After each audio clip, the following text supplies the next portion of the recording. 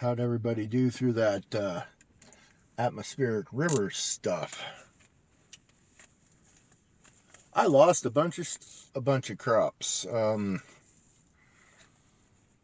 Some of it was bird damage, but most of it either washed away or just rotted out from all the rain and cold weather. So I am in the truck getting ready to go to the feed store and buy my third round of seed for carrots and beets,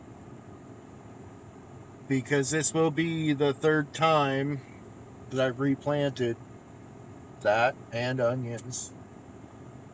And when I come back, I'm going to show you a trick that I learned a few years ago that might help out.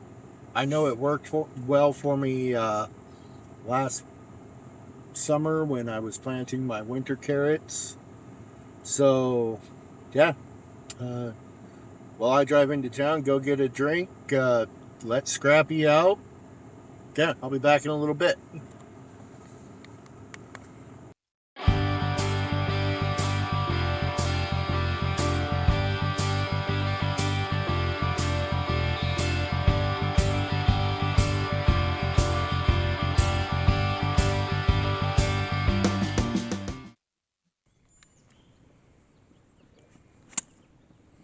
Okay, home from town. So, got her all prepped. Again, doing something a little bit different this time though. Different times of the year call for different solutions because they create different problems. This bed is where I've been trying to grow my dang root vegetables all season. And aside from the first go around back in March, when tradition says you're supposed to plant that kind of stuff, which it all sprouted and then promptly died because the weather couldn't figure out if it was spring or winter.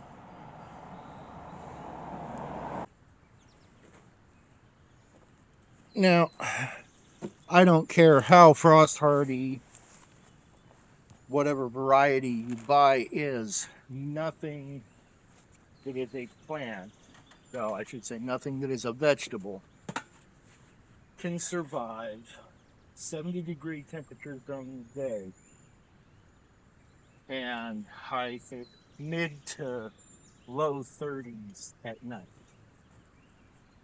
So the shock and stress killed off the first round of root vegetables I tried putting in this bed. The second round I planted about 2 weeks before that atmospheric river started coming in. I went off of the forecast. Let's do the black nebulas first. I went off of the forecast for that week when I planted, which basically said I was good to go. However, as frequently happens, it was full of crap. First row in here is going to be some black nebula carrots.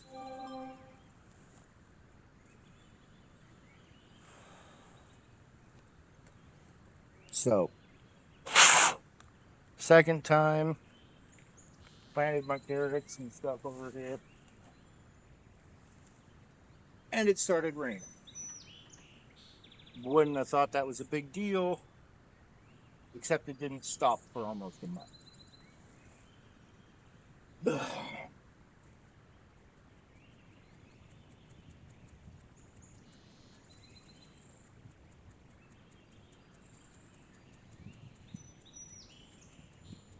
We are now currently planting my third attempt at getting some carrots going, both for my canner kettle and for Cadence's proposed vegetable stand for her FFA project.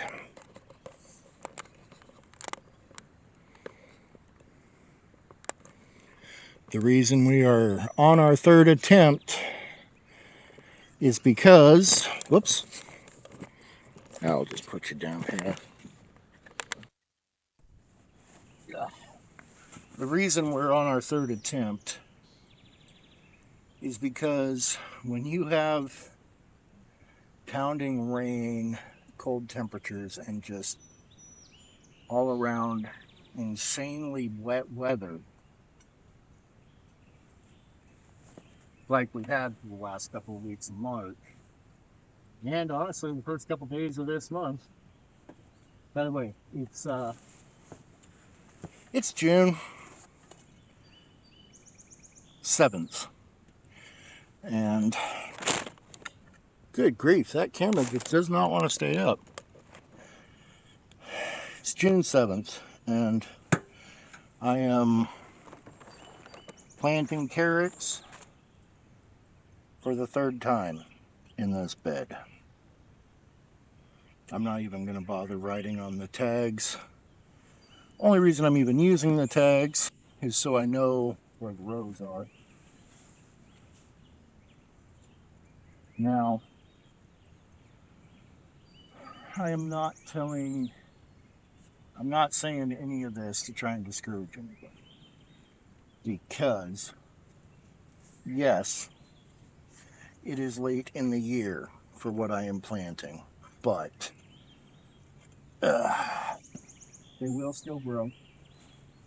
As a matter of fact, if you go back and watch some of my first videos from this season, you will see that I was actually growing carrots in this very bed all winter long, including through that polar vortex collapse that we had in January.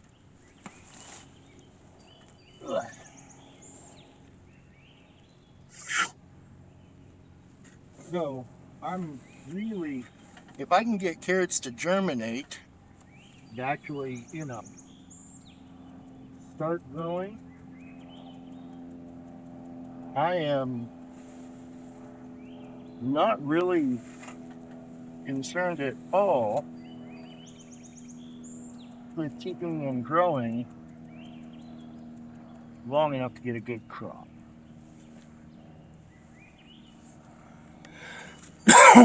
That's honestly the easy part. This year, the hardest thing about anything is getting it to germinate.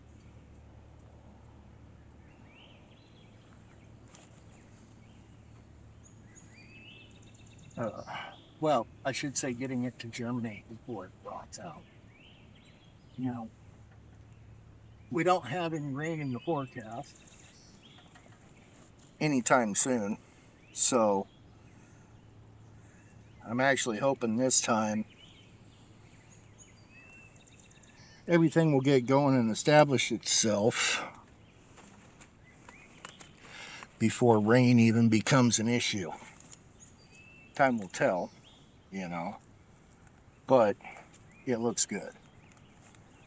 Now, carrots, pretty much all varieties, take between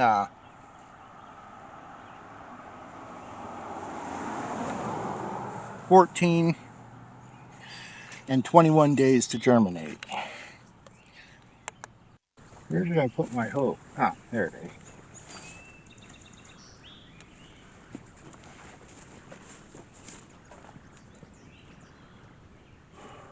Now, I've got a trick up my sleeve this time to give them a little bit more of a fighting chance. pretty much when you get those god awful pounding rainstorms like we were having last week, you got two real problems that you're facing with your smaller seed vegetable. Okay, because they are so small and don't really have much of a shell on them, rotting is a definite concern, because they don't have a hard shell to protect them from excess moisture getting in,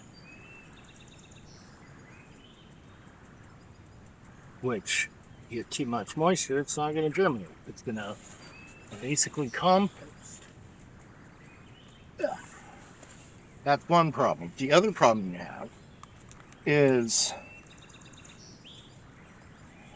especially here in the Pacific Northwest, the rain can be pounding down so hard that it will actually beat all the dirt away from your seeds and just wash them away, or wash them all the way down to one end of your garden. I've seen that happen before too, where instead of a nice neat row, somebody wound up with carrots or beets all growing in a great big clump 20 feet from where they started.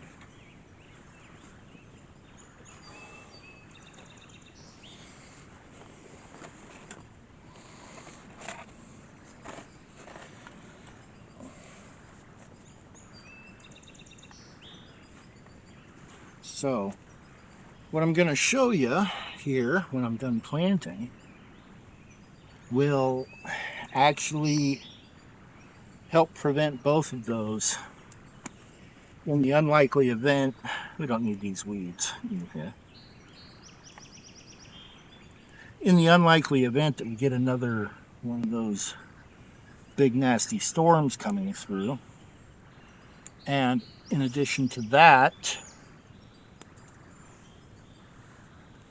it will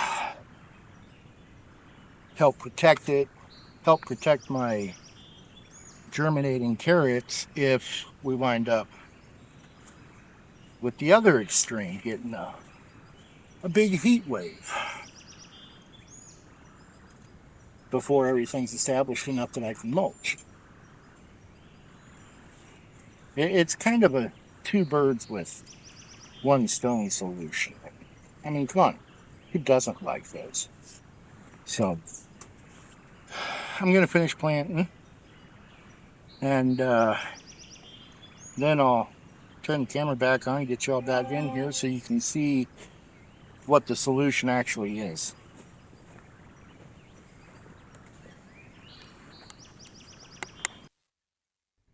Okay, so there we are. We got 1, 2, 3, 4, 5 rows of 3 different varieties of carrots. Now, what we're going to do is take our hose, make sure it's, we'll go mist. We're going to take our hose and we're just misting here over everything we just planted. We don't need to soak it. We just want to get it nice and damp. The soaking will come in a few minutes.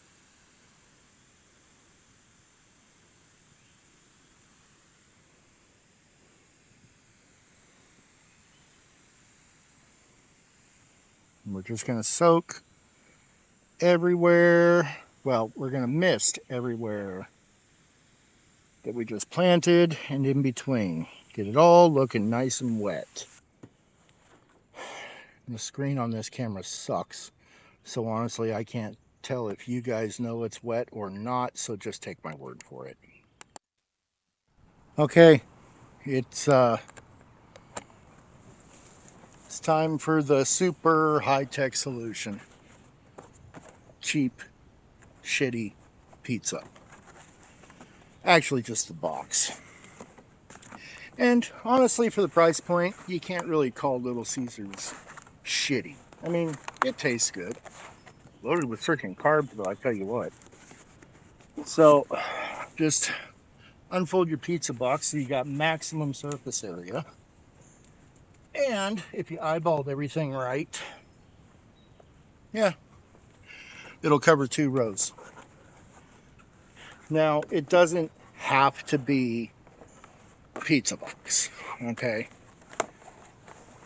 Really, all that matters is that it's cardboard, and specifically just brown plain cardboard. I mean, it can have a design on it, but you don't want it to be shiny or anything like that, because the shiny stuff has been treated with chemicals that won't let the water soak through it, and you want the water to be able to soak through.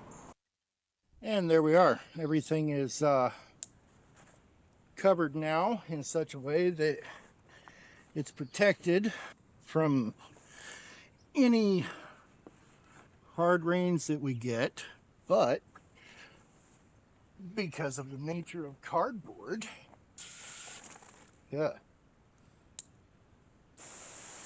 there we go.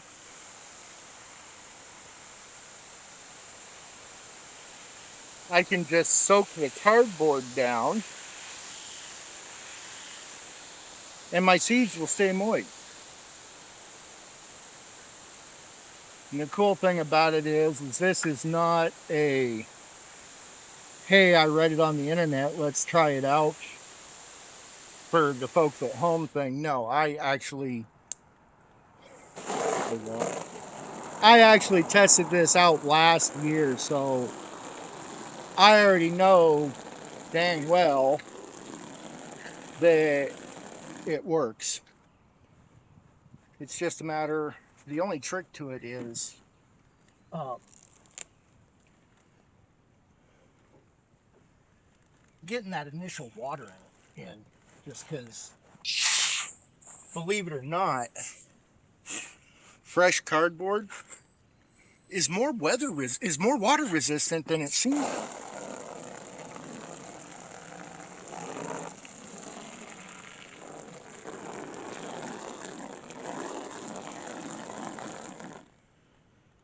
I'm liable to have some washing out down there at the end, but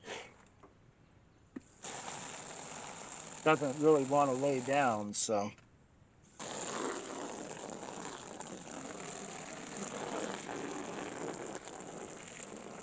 But if you've got enough pizza boxes laying around, they're actually the way to go, because the thicker stuff, obviously, it's harder to get it soaked down.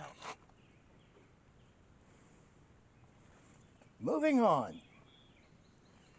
Now, we just leave that the way it is for the next 14 to 21 days. I mean, we can lift up the ends of the board now and then to check and see if we got anything happening yet. Just kind of monitor it, and then as soon as we've got some good tendril action coming out, we can pull the cardboard off, put something over it to protect it from the birds, and it'll turn green and turn into carrot tops. So it'll start out as just these little white, they'll almost look like roots. But once they get light within a day or two, yeah, green, standing up straight, carrot tops.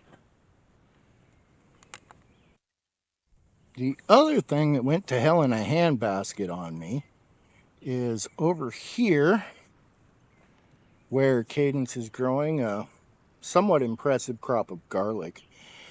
There's also supposed to be about a dozen cabbage heads. They actually had the same problem everything else did. They sprouted, and then the insane weather killed them. So next thing I got to do is finish pulling all the damn weeds out of here and get something else planted in here, because I'm not having all this wasted space. This all needs to be growing something besides weeds and garbage. But that's for another time. This time around, I pretty much just wanted to show y'all my little trick to hopefully give my carrots a helping hand. And like I said earlier, this should work because it's pretty much what I did last year that had those carrots growing all through last winter. So we'll check back on this in a couple of weeks. In the meantime, take her easy.